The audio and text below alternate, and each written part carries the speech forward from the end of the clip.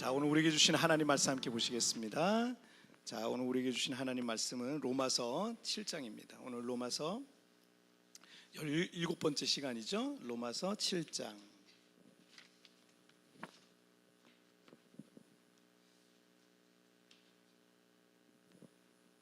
자, 로마서 7장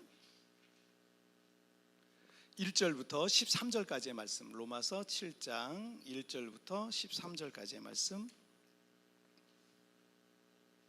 자, 한 절씩 교독할 때 로마서 7장 1절 말씀 제가 먼저 봉독해 올리겠습니다. 형제들아, 내가 법 아는 자들에게 말하노니 너희는 그 법이 사람이 살 동안만 그를 주관하는 줄 알지 못하느냐. 남편이 있는 여인이 그 남편 생전에는 법으로 그에게 매임받으나 만일 그 남편이 죽으면 남편의 법에서 벗어나니라. 그러므로 만일 그 남편 생전에 다른 남자에게 가면 음녀라. 그러나 만일 남편이 죽으면 그 법에서 자유롭게 되나니 다른 남자에게 갈지라도 음녀가 되지 아니하느니라. 그러므로 내 형제들아, 너희가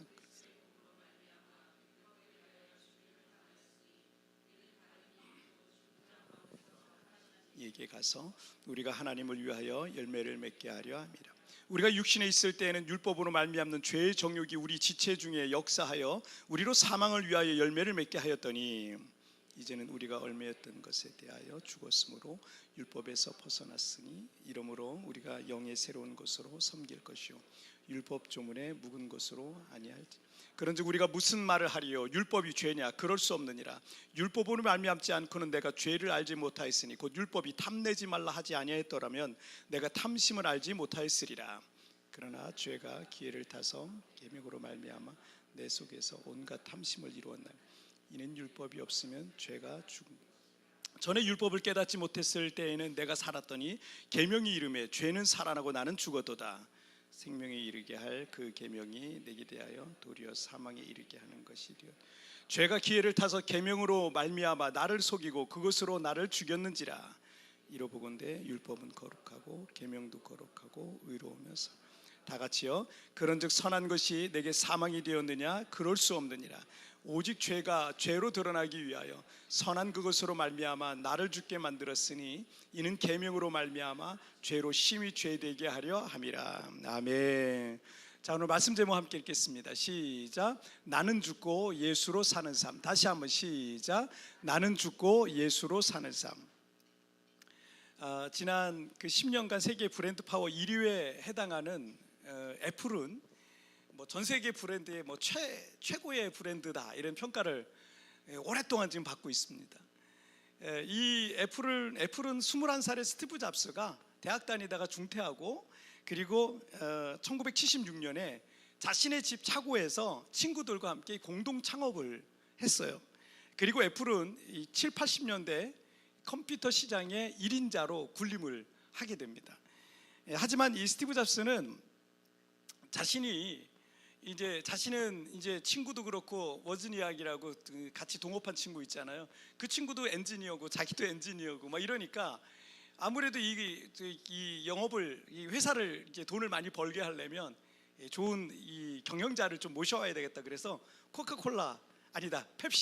펩시의 그 경영자가 있어요. 언제까지 설탕물만 팔다 인생을 마칠 거냐? 우리 세상을 변화시켜 보자. 뭐 이래가지고 그런 말 한마디에 이 펩시콜라 존 스컬리라는 사람인데 이 사람이 이 애플로 넘어와요. 그래서 애플의 경영자가 되는데 어쨌든 이 사람이 자신이 스티브 잡스가 영입한 이 전문 경영인이었던 이 존 스컬리와의 경영권 다툼이 생깁니다. 이 생각이 너무 차이가 컸어요.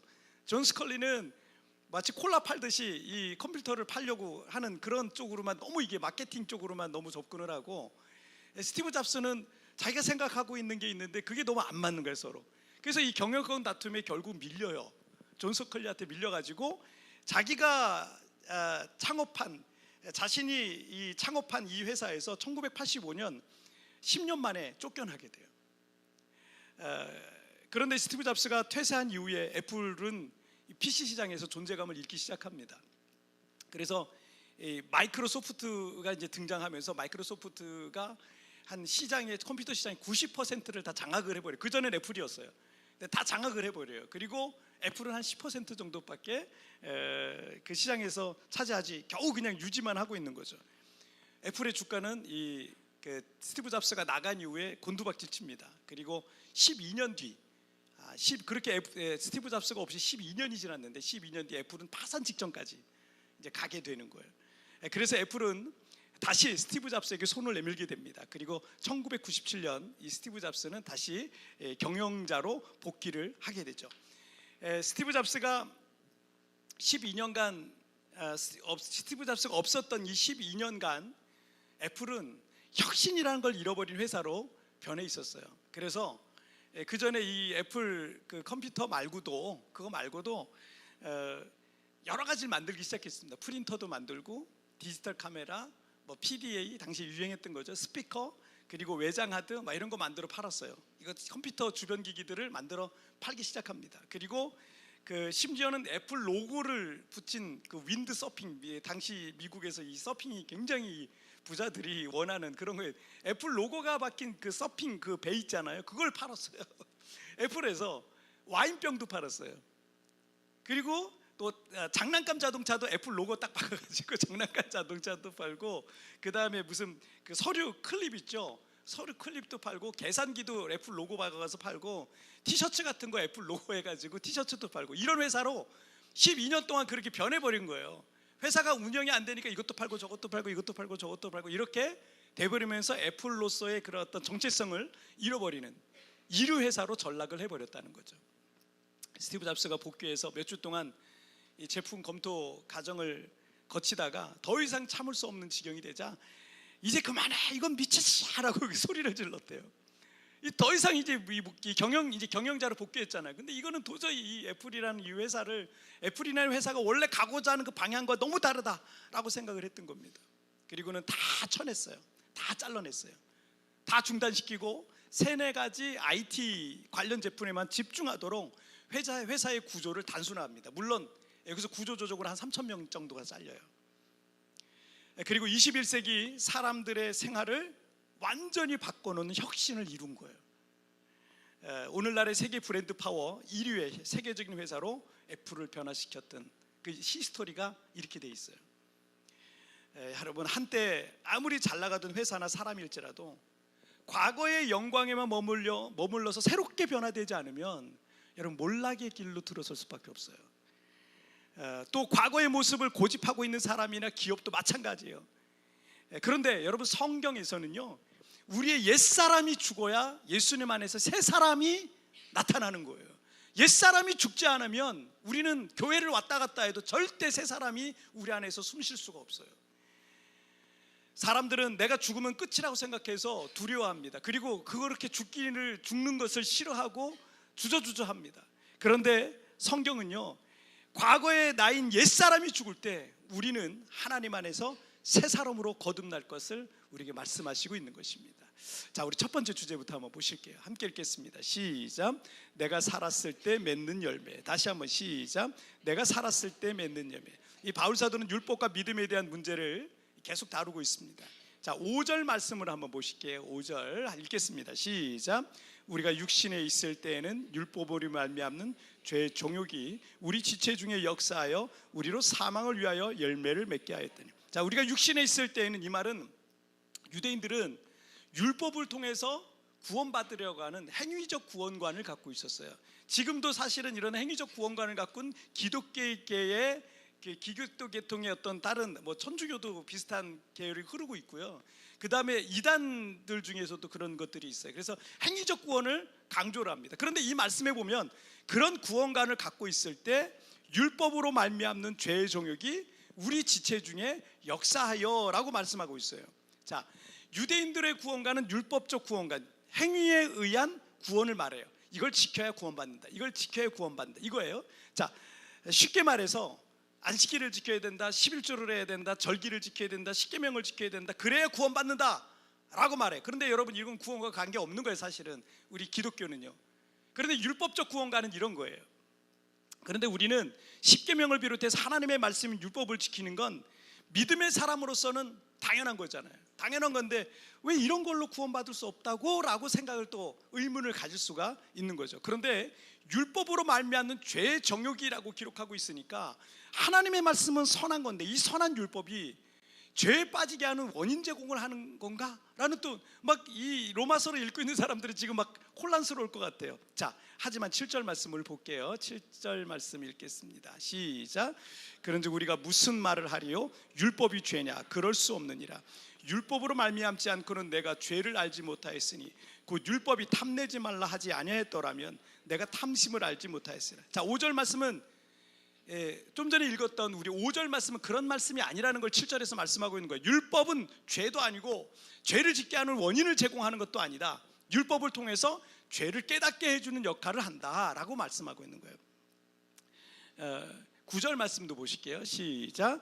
전에 율법을 깨닫지 못했을 때에는 내가 살았더니 계명이 이름에 죄는 살아나고 나는 죽었도다. 그러니까 우리가 하나님의 말씀을 몰랐을 때는 내가 살아있다는 거예요. 이게 무슨 얘기냐면 나에게, 내 인생에, 우리 가정에, 우리 자녀에게 내가 하는 일에는 아무 문제가 없는 줄 알았어요. 그런데 하나님의 말씀에 가까이 가서 나를 비춰보니까 내 삶 곳곳에 다 죄투성인 거예요. 그 말씀에 의하면 죄는 살아나고 나는 죽었도다. 철학적인 표현이죠. 율법에 의해서 내 죄가 드러나고 나는 죄의 삭은 뭐다? 사망이다. 그러니까 나는 죽는 거예요. 그렇게 되는 거예요. 자, 그렇다고 차라리 모르는 게 나을 뻔했다, 괜히 교회 나왔다, 이러면 안 되는 거예요. 왜냐하면 그건 배설물과 같은 죄, 더러운 쓰레기와 같은 죄 속에 그냥 내가 머물겠다라는 것과 같은 거예요. 여러분, 전 세계에서 대한민국 시내에만 쓰레기통이 없는 거 아세요? 대한민국 시내에만 쓰레기통이 없어요. 우리나라는 쓰레기통이 없잖아요. 쓰레기통이 없는데 길거리에 쓰레기통이 없어요. 이 부분에 대한 찬반 논쟁이 있어서 요즘 다시 쓰레기통을 놓자 말자 막 이런 논쟁이 계속 있어요. 저는 개인적으로는 좀 불편은 하지만 덕분에 오히려 거리가 깨끗해진 것 같아 저는 좋습니다. 물론 여기엔 대한민국 국민들의 높은 시민의식도 이제 한 몫을 했어요. 그래서 대부분의 시민들은 쓰레기가 중간에 생기잖아요. 그럼 어떻게 해요? 버스에서 쓰레기 생겨요. 버스에서 쓰레기가 생겨서 갑자기 껌을 까먹었는데 껌 껍질이 있어요. 어떻게 해요? 몰래 버리잖아요. 안 그러죠? 우리 다 안 그래요. 거의 안 그래. 대부분 안 그래. 이상한 사람 한 사람들이 그러지. 그리고 주머니에 넣어요. 저도 주머니에 이렇게 넣습니다. 주머니에 넣고 그리고 이걸 계속 들고 다니다가 쓰레기통을 발견하는 때가 있어요. 뭐 화장실 간다든지 뭐 집에 간다든지 무슨 사무실에 간다 그럼 쓰레기통이 있잖아요. 거기다 이제 꺼내가지고 거기에 갖다 버리는 거예요. 그래서 그렇게 되다 보니까 우리나라 길거리는 깨끗해요. 전 세계에서 우리나라만 쓰레기통이 없는데 전 세계에서 우리나라 길거리가 제일 깨끗해요. 그런데 왜 거리에서 쓰레기통을 없었는지 아세요? 1995년에 쓰레기 종량제라는 게 시행됐어요. 그래서 그전에는 쓰레기를 그냥 무조건 버렸거든요. 아무데나 이렇게 봉지에 싸가지고 버렸거든요. 이제는 쓰레기 봉지를요 사야 돼요. 노란 봉지, 파란 봉지 이런 걸 사야 돼요. 그 쓰레기 봉지를 돈을 주고 사가지고 그리고서 이제 쓰레기를 놓고 버리다 보니까 이 사람들이, 어떤 사람들이 이게 돈이 아까운 거예요. 쓰레기를 버리는데 왜 돈을 내야 돼? 이게 가치가 안 맞는 거예요. 왜 쓰레기를 버리는데 내가 돈까지 내야 돼? 라는 생각이 드니까 그게 아까워가지고 몰래 까만 봉지에다 싸가지고 몰래 아무도 안 볼 때 그 길거리에 있는 쓰레기통 옆에다가 또 갖다 놓고 거기다 갖다 버리기도 하고 막 이랬던 거예요. 그래서 시에서 쓰레기통을 아예 없애버렸어요.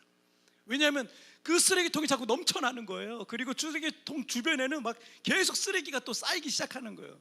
그래도 길거리에 안 버리고 쓰레기통 주변에 버린 게 다 다행이긴 한데 그러다 보니까 쓰레기통 주변은 계속 지저분해지는 거예요. 냄새가 나고 막 이러는 거예요. 시에서 아예 쓰레기통을 싹 없앴어요. 그랬더니 어떻게 해요? 깨끗한 거예요. 안 버리는 거예요. 안 버리는 거예요. 여러분 똑같아요. 여러분 안에 죄라는 쓰레기통을 자꾸 만들지 마세요. 그 안에 그리고 그 주변에 그러면 자꾸 더럽고 냄새나는 게 쌓이게 돼 있어요. 이거 빨리 이걸 청소해버려야 돼. 아니 이걸 없애버려, 쓰레기통 자체를 없애버려야 돼요. 안 그러면 자꾸 이게 쌓입니다. 살아있는 사람과 죽은 사람의 차이가 뭡니까? 살아있는 사람은 숨쉬고 움직이고 말하고 듣고 이러잖아요. 죽은 사람의 특징은 뭐예요? 호흡도 끊기고 말도 할 수 없고 볼 수도 없고 움직일 수도 없는 거예요. 근데 이걸 부정적으로 적용해 볼게요. 우리가 죄에 대해서 살아있으면, 오늘 로마서 말씀처럼 죄에 대해서 살아있으면 그 죄의 유혹이 있을 때 어때요? 살아있잖아. 죄에 대해서 반응할 수 있는 거, 살아있는 거는, 죽어있는 거는요 죄에 대해서 반응을 못합니다. 할 수가 없어요. 근데 이 죄에 대해서 살아있는 사람, 죄에 대해서 민감한 거예요. 그래서 죄가 이렇게 꾹꾹 찌르면 죄 유혹이 올 때 움찔움찔하고 꿈틀꿈틀 되는 거예요. 품지 말아야 될 생각을 품는 거예요. 손대지 말아야 될 걸 손을 대고, 가지 말아야 될 걸 가르고, 앉지 말아야 될 곳에 앉고, 하지 말아야 될 것을 하고 있는 거예요. 그러면 내 안에 쓰레기통을 또 하나 만들어 놓고 거기에 더러운 죄, 악취 풍기는 그 죄라는 쓰레기를 자꾸 하나씩 밖에서 그걸 또 끄집어다 여기다 옮겨 놓는 거예요. 그럼 냄새가, 악취가 나는 거예요. 그 사람이, 그래서 그 사람이랑 몇 마디 해보면 그 사람이 어떤 생각을 갖고 있는지, 어떤 가치를 갖고 있는지 대충 알잖아요. 여기 쓰레기통이 있는 사람은 미안한 얘기지만 그 사람이 얘기할 때 정말 냄새가 나요. 악취가 나요. 왜 저런 생각을 할까? 라는 생각이 들 정도로 그래요. 자, 골로새서 3장 5절과 6절 말씀을 한번 읽어볼게요. 시작. 그러므로 땅에 있는 지체를 죽이라. 곧 음란과 부정과 사욕과 악한 정욕과 탐심이니 탐심은 우상 숭배니라. 이것들로 말미암아 하나님의 진노가 임하느니라. 자, 우리 안에 죄 쓰레기통을 두고 거기 이런 죄 쓰레기들을 모아두는 것은 하나님의 심판이라고 하는 시한폭탄을 우리가 품고 있는 것과 똑같다라는 거예요. 자, 골로새 3장 8절과 9절 말씀도 볼게요. 읽겠습니다. 시작. 이제는 너희가 이 모든 것을 벗어버리라. 곧 분함과 노여움과 악의와 비방과 너희 입에 부끄러운 말이라. 너희가 서로 거짓말을 하지 말라. 옛사람과 그 행위를 벗어버리고. 자, 우리가 벗어버려야 할 것들이 또 있는데, 분함과 노여움과 악의와 비방과 너희 입에 부끄러운 말과 거짓말과 같은 것들은 예수 믿는 사람들이 갖고 있으면 안 된다라는 거예요. 이런 것들은 오늘 보면 로마서 7장 5절 하반절에서 사망을 위하여 열매를 맺었더니, 이게 우리 옛사람의 모습이거든요. 죽음의 열매밖에 못 맺, 냄새나고 악취가 나는 그런 열매, 시체 썩는 냄새 같은 그런 열매를 맺는다라는 말이에요. 내가 죄에 대해서 살아있는 것은요, 브레이크가 고장나서 지옥을 향해서 돌진하는, 죽음을 향해 돌진하는 그런 차와 같은 것 같다라고 말씀하고 있는 겁니다. 신앙생활이라는 건요, 결국 내가 죽고 예수로 살아야 되는 거예요. 그런데 내 자아와 정욕과 욕심과 탐심과 같은 것들이 죽지 않고 있으면 온전한 믿음 생활이 시작이 안 돼요. 이걸 자꾸 버려야 됩니다. 쓰레기통을 자꾸 없애버려야 돼요. 내 안에 있는 쓰레기통을 자꾸 없애버려야 돼요. 청춘 남녀가 사랑해서 결혼했는데 행복하게 오래오래 사는 방법은 딱 하나요. 부부 인간관계잖아요, 사실은. 근데 이 두 사람이 행복하게 살 수 있는 방법은 딱 하나요. 내가 살아있으면 그 부부 행복할 수가 없어요. 결혼 전에 내가 있으면, 내가 계속 그걸 버티고 있으면 이게 행복할 수가 없어요. 때로는 내가 사랑하는 사람을 위해서, 사랑하니까 내 생각과 욕심과 이런 것들 다 내려놓을 필요가 있고요.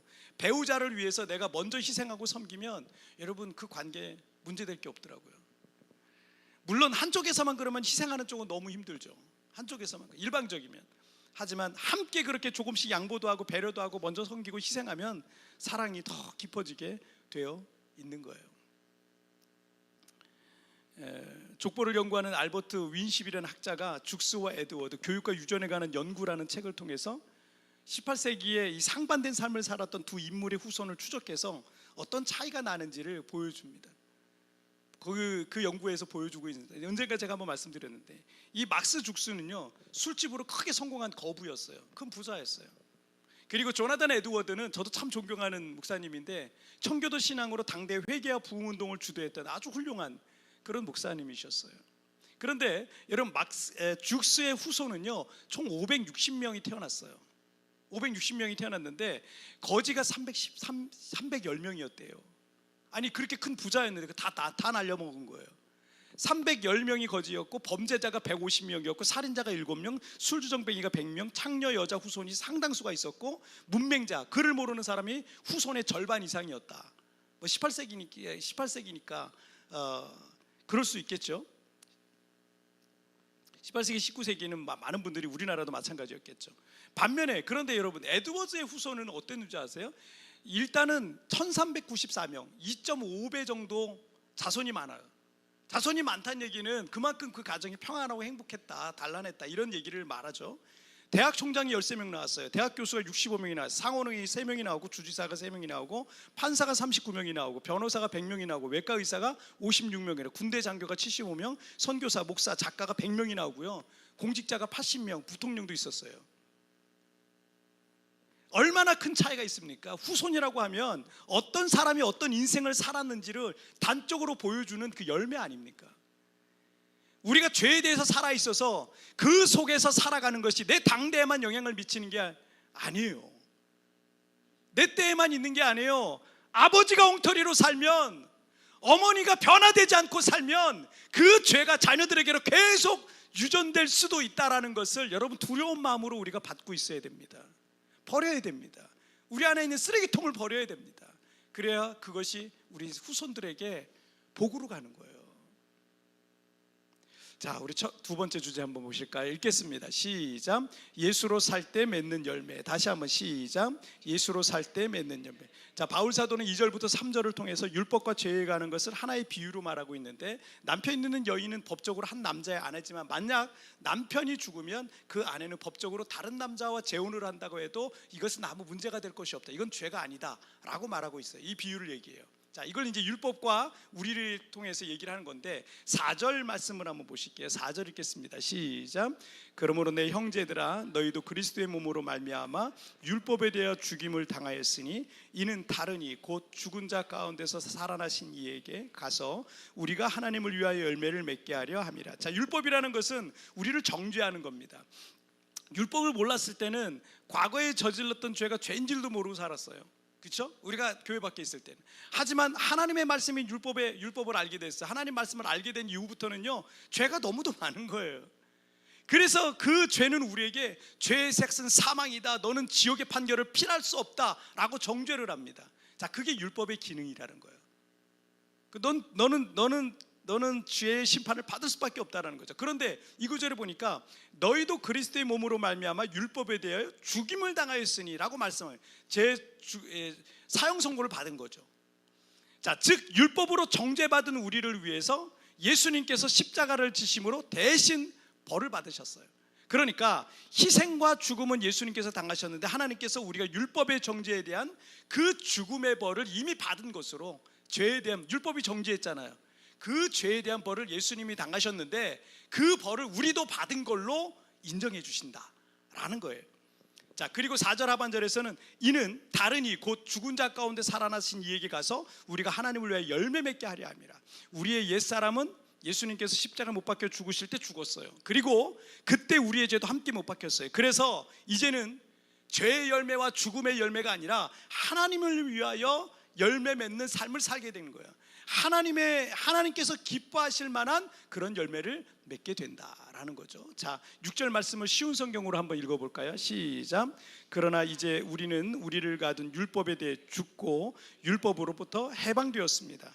그러므로 우리는 기록된 문자에 따라 하나님을 섬기는 것이 아니라 성령의 새로운 방법으로 하나님을 섬깁니다. 이 과거에 우리 옛사람은 예수님의 십자가와 함께 못 박혀 죽었어요.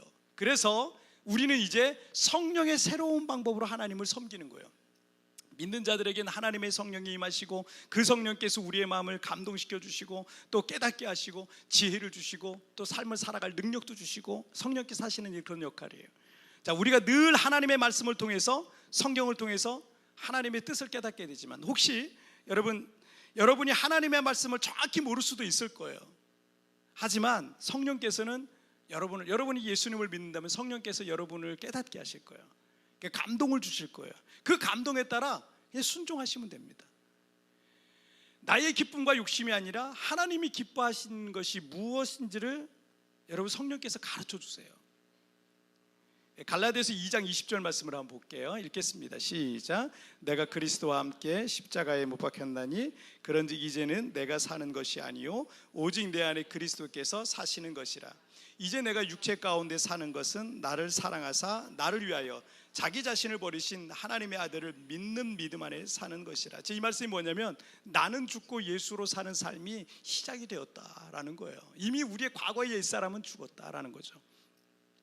나는 죽고 예수로 사는 사람들은요, 내 뜻과 내 욕심으로 살지 않습니다. 성령의 감동과 이끄심에 따라 순종하는 거예요.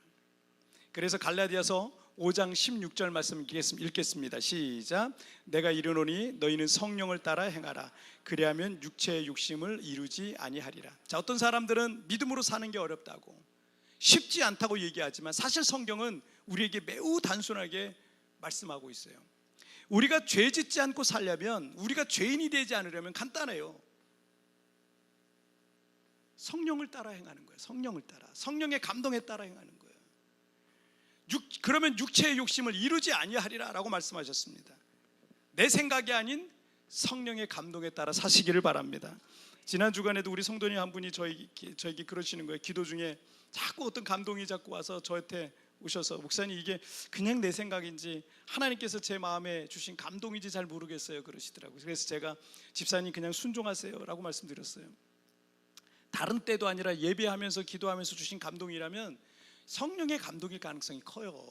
다른 때도 아니잖아요. 성령의 감동일 가능성이 정말 큽니다. 그리고 그 일이 나쁜 일이 아니야, 좋은 일이야, 얼마든지 괜찮아요. 얼마든지 괜찮아요. 만약 순종하기로 마음을 먹게 되면요, 여러분 신기한 일이 마음에서 벌어져요. 기쁨과 평안이 임합니다. 하나님이 하시는 증거는 그렇더라고요. 그런데 성령의 감동에 대한, 그렇게 여러분 하다 보잖아요. 성령의 감동에 순종하고 성령의 감동에 순종하고, 그러다 어느 순간 성령에 굉장히 민감한 사람이 돼요. 아, 이게 하나님의 뜻이었구나, 이게 아니구나, 이게 막 분별이 되기 시작해요. 영적 분별력이라는 거, 그런 거예요. 그런 분별력이 생기기 시작해요. 근데 이런 성령의 감동을 무시하고 성령의 감동을 무시하고 성령의 감동을 무시하고 이렇게 살잖아요. 둔감해요. 뭐가 하나님의 뜻인지 전혀 모르는 거예요. 근데 자꾸 순종하다 보면 이게 하나님의 뜻이었구나, 아, 이걸 통해서 하나님의 선을 이루시는구나, 하나님의 뜻을 이루어 가시는구나, 아, 이렇게 성령에 좀 민감하게 되는 거죠. 성령으로 말미암은 대표적인 열매들이 있죠. 갈라디아서 5장 22절과 23절 함께 읽겠습니다. 시작. 오직 성령의 열매는 사랑과 희락과 화평과 오래 참음과 자비와 양성과 충성과 온유와 절제니 이 같은 것을 금지할 법이 없느니라. 자, 이 성령의 9가지 열매들은요, 다 나와 다른 사람과의 관계 속에서 맺어져야 되는 열매예요. 나로 인해 누군가가 사랑을 경험해요. 그렇죠? 예수의 사랑을, 나를 통해서 사랑을 경험하고, 또 그 다음에 희락. 그 나 한 사람이 어디에 가면 막 트러블이 생기고 내가 어떤 문제를 일으키고 이러는 게 아니라 나 때문에 그 주변이 기쁨이 넘치는 거예요. 평안이 임하는 거, 화평이 임하는 거예요. 거기에 또 인내함이 있고 자비와 양성과 충성과 온유와 절제, 뭐 이런 것들이 다 나와 다른 사람과의 관계 속에서 맺어져야 되는 9가지 열매다라는 거죠. 그래서 나는 죽고 예수로 사는 사람들은요, 하나님과의 관계가 깊어질 뿐만 아니라, 왜냐하면 성령의 감동에 민감하게 사니까 하나님과의 관계가 깊어질 뿐만 아니라 그 열매는 또 뭐예요? 성령의 9가지 열매 같은 것들이 있으니까 다른 사람과의 관계도 좋을 수밖에 없는 거예요. 여러분 잘 기억하세요. 믿음이 좋다고 해요. 기도를 많이 한다고 하는데 나와 다른 사람과의 관계가 문제가 자꾸 일어난다면요, 내 믿음 점검해 봐야 되는 거예요. 내가 이 성령의 9가지 열매가 제대로 맺혀지고 있는지 점검해 봐야 되는 거예요. 어디에 문제가 분명히 있을 겁니다. 성령의 9가지 열매가 다른 사람들과 관계에서 전혀 맺혀지고 있지 않은데 그 믿음이 정상적이라고 할 수 있겠습니까? 주님께서는 성령의 9가지는 이런 거다, 너와 다른 사람과의 관계 속에서 맺어져야 되는 거다 라고 말씀하시는데 안 맺어져요? 그러면 문제가 있어요. 다른 사람들과 관계 속에서 분명 성령께서 어떤 감동들을 주셨을 텐데 내가 그걸 순종하지 않고 그냥 내 욕심대로 가는 거예요. 내 이기적인 마음대로 가는 거예요. 그렇게 다른 사람과의 관계가 나쁜데 여러분, 그 사람이 과연 하나님과의 관계가 좋을까요? 그렇지 않아요. 좋다고 착각할 수 있어요. 좋지 않아요. 하나님 기뻐하시지 않습니다. 네, 주님은 나의 최고봉이라는 책을 종종 제가 소개해드리죠. 오스왈드 챔버스 목사님이 이런 말씀을 하셨어요. 성령은 육체라는 집에서 손님으로 있을 수 없습니다. 삶의 전 영역을 지배합니다. 성령님께 여러분의 일부분만 허락하지 마세요. 성령님이 나의 집에 오셔서 거실에서 차 한잔 잠깐 마시고 머물다가 그냥 떠나게 하시지 마세요. 여러분을 그냥 다 내어드리는 거예요. 삶의 전 영역을 지배하도록 내어드리시길 바랍니다. 여러분, 그게 바로 나는 죽고 예수로 사는 삶이 되는 거예요. 자, 오늘 말씀 정리해 보겠습니다. 우리 함께 읽겠습니다. 시작. 내가 살았을 때 맺는 열매, 예수로 살 때 맺는 열매. 여러분, 내가 살았을 때 맺는 열매는 아주 분명하고 선명합니다.